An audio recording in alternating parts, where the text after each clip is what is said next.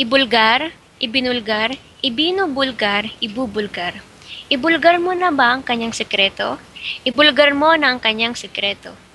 Ibinulgar mo na ba ang lihim na itinatago ng kanyang pamilya? Ibinubulgar niya lagi ang bawat lihim na nalalaman niya. Ibubulgar mo rin ba pati sekreto ko? Ipabulgar, ipinabulgar, ipinapabulgar, ipapabulgar. Huwag mong ipabulgar sa kanya ang mga sekreto ko. Ipinabulgar ko sa kanya ang mga lihim ni Ana.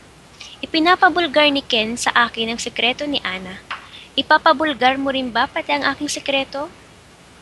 Magpabulgar, nagpabulgar, nagpapabulgar, magpapabulgar. Magpabulgar kaya siya ng sekreto niya?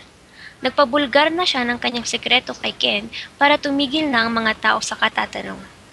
Nagpapabulgar ba siya ng kanyang sekreto?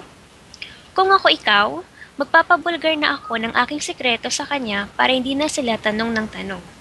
Makapagbulgar, nakapagbulgar, nakakapagbulgar, makakapagbulgar.